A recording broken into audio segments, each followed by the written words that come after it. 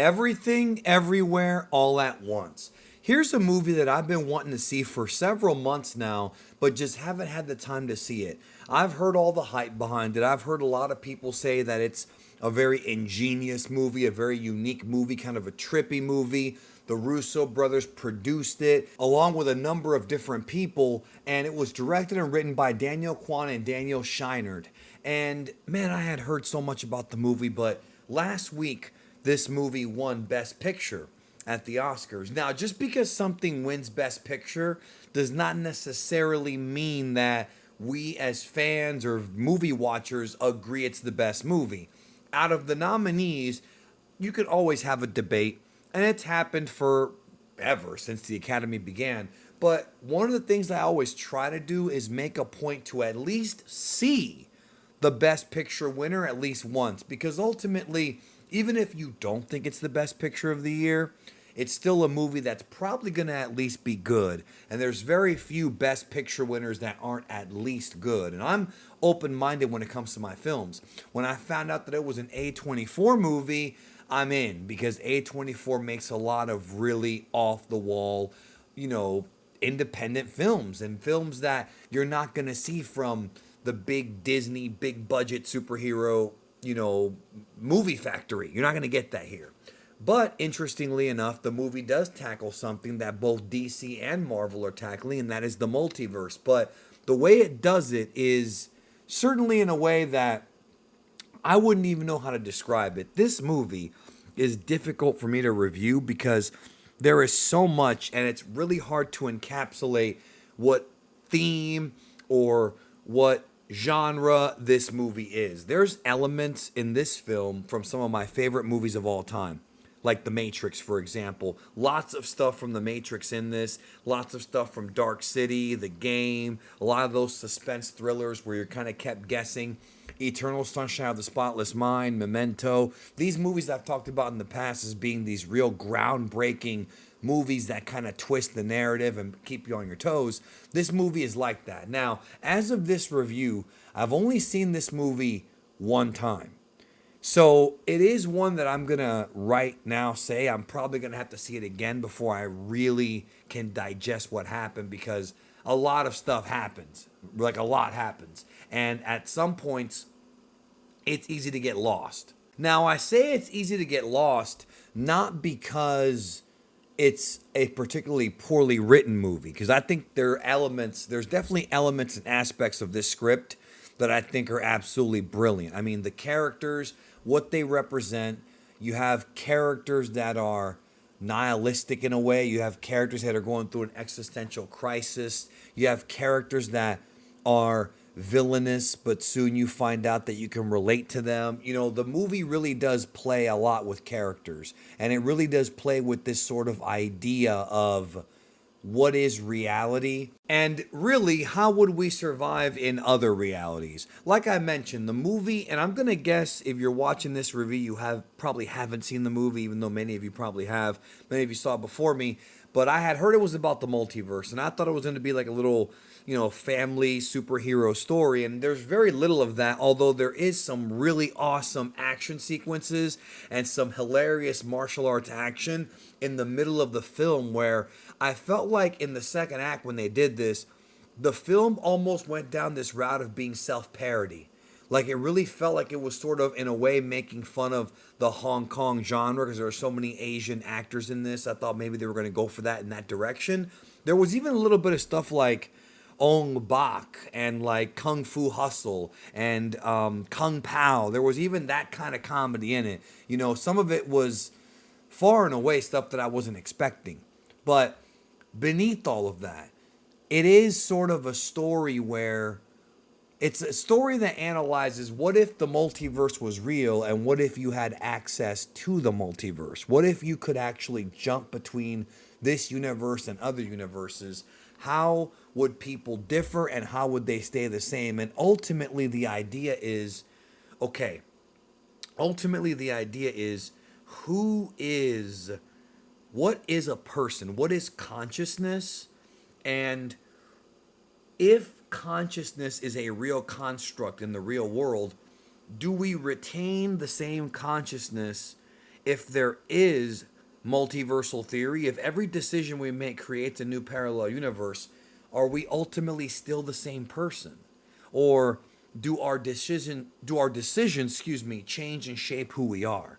And this the kind of stuff I love talking about late at night when I'm kind of, maybe a little bit experimenting with things and talking to the right person, and we're having these deep thoughts. And the movie's certainly deep, but it does a really good job of masking itself between being deep and very much a personal story. I mean, there's even the story even tackles like what it's like to be a parent, what it's like to have a daughter who might not be going down the path that you want them to go down, or vice versa, having a parent that's putting a lot of pressure on you. It covers a lot of those really simple themes that a lot of Asian cinema covers, but yet still manages to go far and away beyond it. I mean, like I mentioned, there's aspects of this movie that are from all those movies I mentioned. A little bit of Donnie Darko.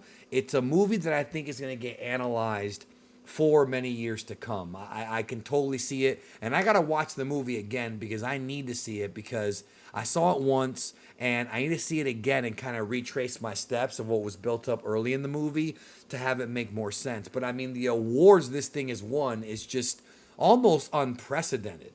Very few movies get this many accolades. The movie won, besides Best Picture, Best Film Editing, and that's something that's immediately noticeable about this movie, is that the editing is superb. The editing, the special effects, it's not really meant to be sort of like yesterday when I did my review for Shazam, and it became this big sort of superhero CGI fest. That's not how the special effects are used here. There is obviously computer generated imagery, because every movie has that nowadays. I mean, it's just the way it is. But it's done in a way to where the special effects in this movie and the visuals, like just the visualization, is so inventive and so like imagine Doctor Strange, the original and the Multiverse of Madness, but done like even more grandiose. I think that might be why people put a lot of hype on Multiverse of Madness, because they probably thought it was going to be a superhero version of this movie, because this did come out first.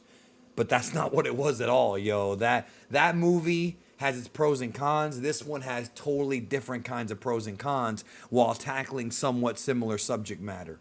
And besides just the production, I do want to give a lot of credit to the cast as well, because much like the way that I praised Jonathan Majors for playing various different versions of Kang the Conqueror, not just in Ant-Man, but in other films coming up, I got to praise these actors because they had to play slightly modified, if not radically different versions of themselves in other universes. You have Michelle Yeoh, she's the main character, Evelyn Wang, who basically lives the life of being a small business owner and having to deal with all the stresses of being a small business owner. Take it from me, who is a small business owner.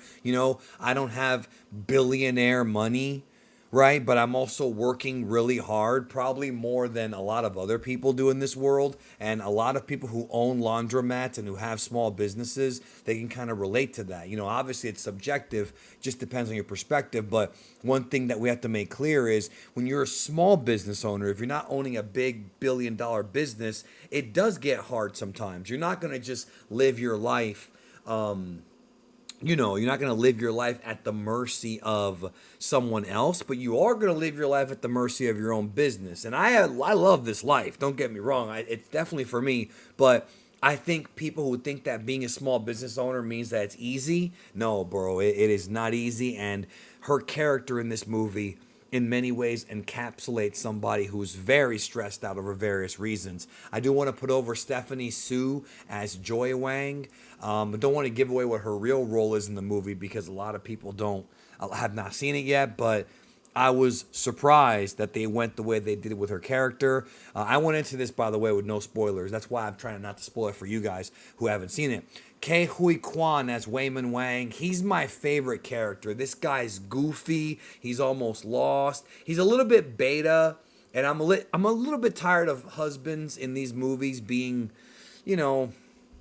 portrayed as being dumb, but ultimately it's not his movie. It's not really his movie. It's Michelle Yeoh's movie, and she definitely has to carry every scene she's in. Jamie Lee Curtis won Best Supporting Actress in this movie. I'm bringing her up because I remember the night of the Oscars, people were complaining that the Wakanda Forever, and I think Angela Bassett was nominated for Best Supporting, that she should have won from that movie. And instead, they gave it to Jamie Lee Curtis. I don't know if it was a race thing or not. I haven't seen all the movies that had the Best Supporting Actress nominees, so I can't comment on that. But Jamie Lee Curtis definitely does the best she can in this movie. I mean, she's not. This is not like a comparison with her being like a scream queen or her being like a mistress, like in True Lies. Here, she has a lot to do, even though she's not the lead, and she's. It's hard to describe that character without getting the spoilers. Let's just say that she's somewhat of an antagonist, but not in the way that you would think. Ultimately, it's a movie that's best seen without knowing anything, and probably best seen more than once. But man, what a trip this movie is.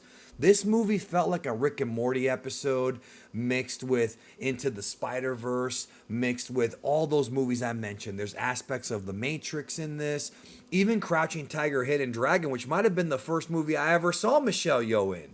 Might have been that movie. I got to look back and think about it. It was either that or James Bond, but this actress, this movie's definitely a legendary film as far as for her career goes. Everybody got praised. It is a good movie, although I will say it's not for everyone. It's not for everyone. I'm telling you that right now. The movie is a little bit too crazy, I would say, for some people. I know some folks that, like, for example, I'll use my father as an example. My dad loved cop movies and he loved comedies. That's what he liked most. Is like he loved, like, crime films, cop films, like gangster movies. He loved that kind of stuff. And I like that too, of course. I've talked a lot about how much I love those kind of movies.